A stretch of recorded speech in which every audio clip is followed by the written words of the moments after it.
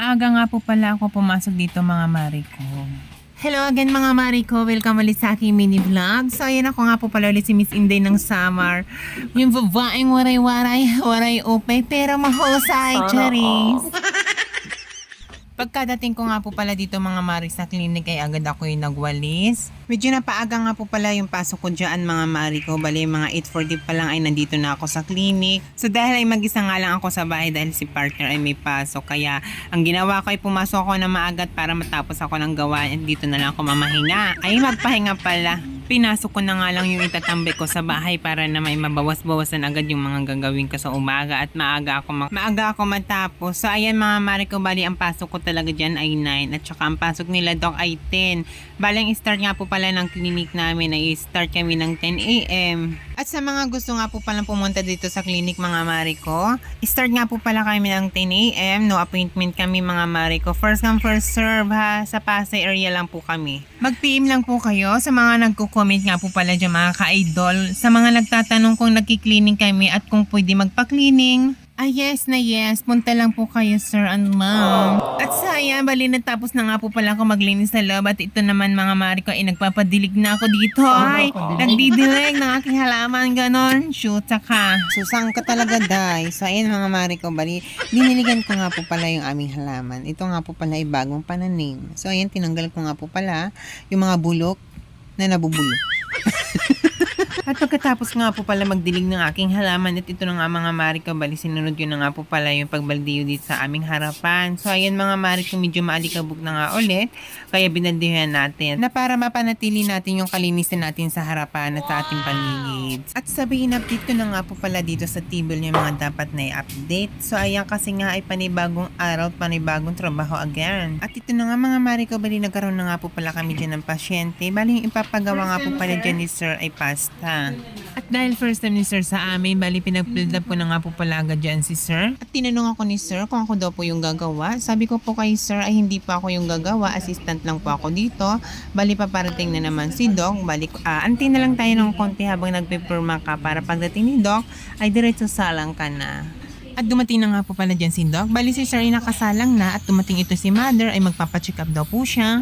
Yung pinacheck up nga po pala dyan ni Mother yung ipin niyang sumasakit ng 3 araw na. So ayan, na-check up na po siya ni Doc. Bali pinag-antibiotic muna siya ng 1 linggo. After ng antibiotic niya, ibabalik ulit siya sa amin para mabunot na yung ipin niyang sumasakit.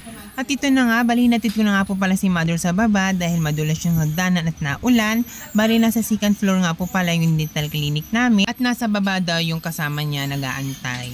At ayan, bali naihitid ko na nga po pala si Mother sa baba at nandoon naman yung kasama niya nag-aantay lang din. At ito yung maya-maya may dumating din ulit na pasyente. Bali pinagbuksan ko nga po pala dyan si ma'am. So ayan, bali adjustment nga po pala yung bagong pasok na pasyente. At ayan mga mare, bali nag-install nga po pala kami dito ng braces. Sa mga gustong magpa-brace, bisitahin nyo lang po yung aming dental clinic. Yung braces nga po pala namin dito ay hindi siya fully payment agad na babayaran. May down payment nga po pala kami na sinasabi na 2 option. Sa mga gustong pumunta, visita lang po kayo mga mari ko. At ayan, dahil maulan pa, isa-isa lang yung aming pasyente. Bali ayan mga mari ko, bali nagsalansan na nga muna ako dyan ng mga record habang nag-aantay si ma'am. At habang ako ito ay nagsasalansan ng mga record mga mari ko. At ito nga po pala, may kumatok na pasyente. Bali ito ay linapitan ko at pinagbuksan ko.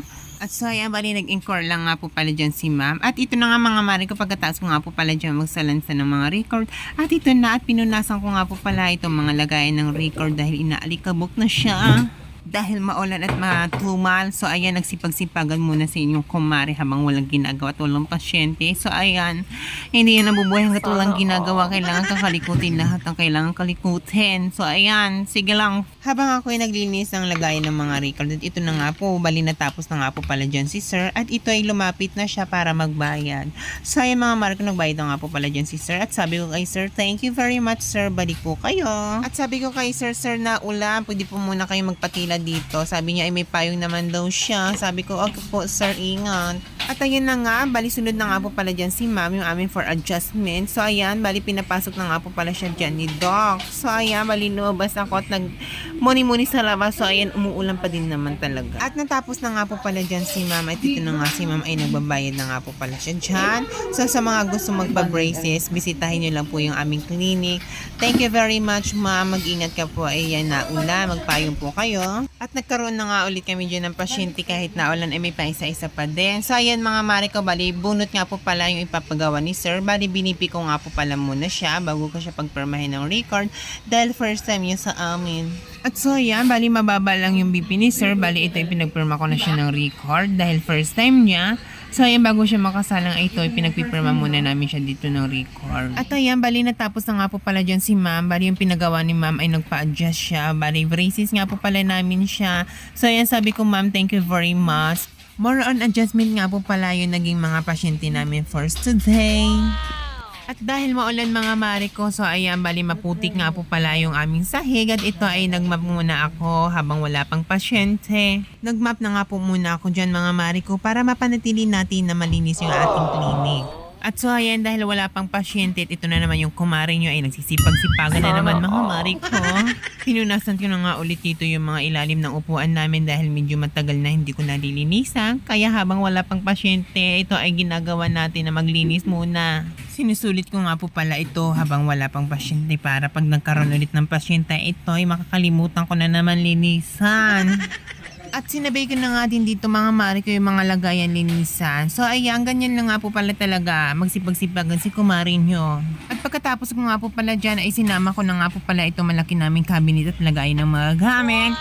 Sinabay ko na nga po pala ito sa paglilinis para pagdating ng mga order ay salansan na lang ko ng salansan mga mare ko. Hindi ko na kailangan linisan dahil nalinisan ko na, ganun lang.